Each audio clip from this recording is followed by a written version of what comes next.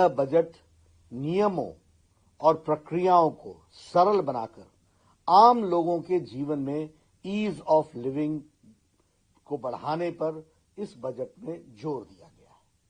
वर्ष 2021 का बजट असाधारण परिस्थितियों के बीच पेश किया गया है। इसमें यथार्थ का एहसास भी है और विकास का विश्वास भी है। यह बजट सभी वर्गों, बुजुर्गों, युवाओं, महिलाओं, संगठित एवं असंगठित क्षेत्र के मजदूरों, छोटे बड़े उद्यमियों की आशाएं और आकांक्षाओं को पूरा करने वाला बजट है। ऐसे सर्वस्पर्शी और सर्वसमावेशी एवं देश के जन जन के सर्वांगीण कल्याण के प्रति समर्पित आम बजट के लिए मैं आदरणीय प्रधानमंत्री श्री नरेंद्र मोदी जी का अभिनंदन करता हूं और वित्त मंत्री श्रीमती निर्मला सीतारमण जी को और उनकी टीम को बहुत बहुत बधाई देता हूं। Health and wellbeing, financial capital, inclusive growth, human capital, innovation and R&D, minimum interventions इस बजट के स्तंभ हैं जो भारत के हर क्षेत्र के विकास पर आधारित है। इंफ्रास्ट्रक्चर डेवलपमेंट पर विशेष फोकस किया गया है। स्वास्थ्य क्षेत्र में सुधारों को आगे बढ़ाया गया है। इंश्योरेंस सेक्टर में FDI की नीति में बदलाव किया गया है। MSME सेक्टर को मजबूती प्रदान की गई है। 7 मेगा टेक्सटाइल पार्क की स्थापना की जाएगी जो परिवर्तन लाएगा। शिक्षा एवं रिसर्च पर विशेष ध्यान दिया गया है। ये सभी प्रयास देश में रोजगार सृजन में बहुत बड़ी भूमिका निभाने वाले हैं। पहली बार स्वास्थ्य क्षेत्र के बजट में 137% की वृद्धि हुई है। स्वास्थ्य के क्षेत्र में बजट को 92,000 करोड़ रुपए से बढ़ाकर 2,23,000 करोड़ तक पहुंचाया गया है। 64,180 करोड़ रुपए आत्मनिर्भर स्वस्थ भारत परियोजना के लिए दिए गए हैं। ये अपने आप में भारत की स्वास्थ्य की तस्वीर बदलने वाला है। कोरोना वैक्सीन पर 2021-22 में 35,000 करोड़ रुपए खर्च किए जाने की प्रावधान की गई है और मोदी जी की सरकार कोविड को भारत से जड़ से खत्म करने के लिए कृत संकल्प है। इतनी गंभीरता हमने इस विषय की रखी है। प्रधानमंत्री श्री नरेंद्र मोदी जी ने अपने नेतृत्व में केंद्र की NDA की सरकार किसानों के कल्याण एवं आय को दुगना करने के लिए कटिबद्ध है। MSP बढ़ाकर उत्पादन लागत का 1.5 गुना किया गया है। प्रधानमंत्री मोदी जी की सरकार पिछली सरकार से करीब 3 गुना अधिक राशि किसानों के खातों में पहुंचाई गई है। हमारे सीनियर सिटीजन्स जो 75 साल और उससे ज्यादा उम्र के सीनियर सिटीजन्स को IT रिटर्न से राहत देने और पेंशन से आय की इनकम टैक्स की छूट दी जा रही है। सभी के लिए घर हमारे लिए प्रायोरिटी का विषय है।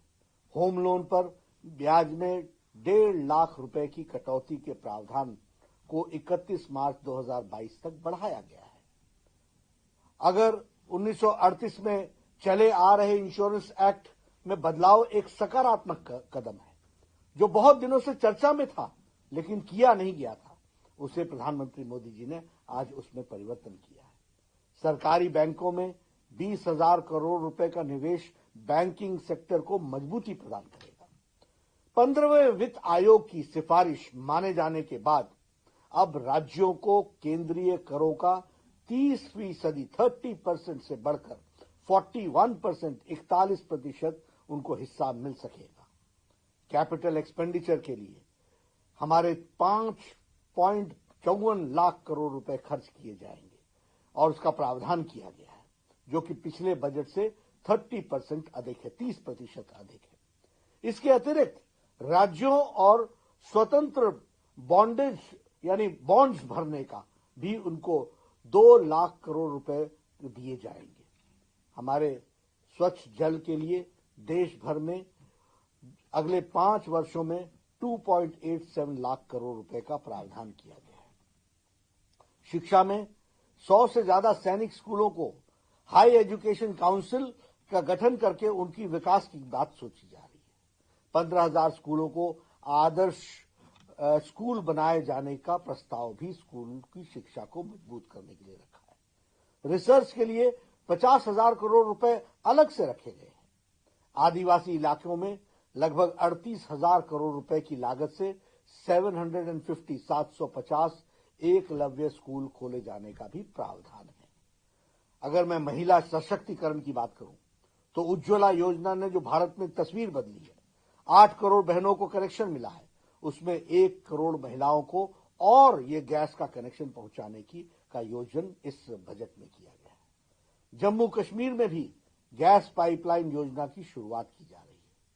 टी गार्डन में काम करने वाले हमारी बहनें, हमारी माताएं, उनके विकास के लिए 1,000 करोड़ रुपए का प्रावधान किया गया है, जो उनके विकास में लगाया जाएगा। हमारे जो प्रवासी और असंगठित क्षेत्र में काम करने वाले मजदूर हैं, उस असंगठित क्षेत्र के मजदूरों के लिए अनेक योजनाएं लाई गई हैं। देश भर में एक देश में एक राशन कार्ड योजना लागू होगी। यह हमारे मजदूरों के जीवन में बहुत बड़ा परिवर्तन लाएगा। वो गांव छोड़ करके दूसरे स्थान पर काम करने के लिए जाता है, उसे वहां राशन उपलब्ध हो सकेगा, सस्ता राशन, इसकी व्यवस्था की जा रही है। एमएसएमई के लिए 15,700 करोड़ रुपए का बजट कोरोना संक्रमण के समय छोटे, लघु, सूक्ष्म एवं मध्यम उद्योगों को मजबूत करने की योजना रखी गई है। छोटे कंपनियों की परिभाषा बदलकर इसके लिए पंजीकृत आधार में 50 लाख रुपए से बढ़ाकर 2 करोड़ रुपए किए जाने का प्रावधान भी किया गया है। उसी तरीके से कैपिटल एक्सपेंडिचर को 34% बढ़ाया गया है। यह इकोनॉमी में बहुत बड़ा परिवर्तन लाएगा। ग्रामीण क्षेत्र में इंफ्रास्ट्रक्चर के विकास के लिए जो आवंटन किया जाता है, उसे बढ़ाकर 40,000 करोड़ रुपए किया गया है। रेलवे के लिए 1.10 लाख करोड़ रुपए, सड़क परिवहन मंत्रालय के 1,18,000 करोड़ रुपए अतिरिक्त प्रावधान किए गए हैं। बिजली से जुड़े इंफ्रास्ट्रक्चर को मजबूत करने के लिए 3 लाख करोड़ रुपए की अधिक लागत से स्कीम को लॉन्च किया जा रहा है। ये बताता है कि सबका साथ, सबका विकास और सबका विश्वास के मंत्र से प्रेरित होकर बजट ये हमारा 2021-22 का आया है। यह गरीबी, किसानों, हमारे जो मध्यम वर्ग के लोग हैं, उनको मजबूती प्रदान करने के लिए और राज्य के कोषीय घाटे को काफी हद तक सीमा में रखने वाला, देश के आर्थिक गति को तेज करने वाला बजट है। मैं पुनः इस ऐतिहासिक बजट के लिए आदरणीय प्रधानमंत्री जी को और निर्मला जी, हमारी वित्त मंत्री, उनकी टीम को बहुत बहुत बधाई देता हूं, अभिनंदन करता हूं और मैं ये महसूस करता हूं कि यह बजट देश को, जो संक्रमण काल से निकल रहा है, उसको एक नया इम्पेटस देगा, एक नई ताकत देगा, एक नए ऊर्जा के साथ आर्थिक जगत को आगे बढ़ाएगा और संपूर्ण विकास के लिए, होलिस्टिक डेवलपमेंट में ये अपना योगदान करेगा। मैं इन्हीं शब्दों के साथ इस बात को आपको बधाई भी देता हूं और यह आगे परिवर्तन लाएगा, ऐसा मैं कहता हूं।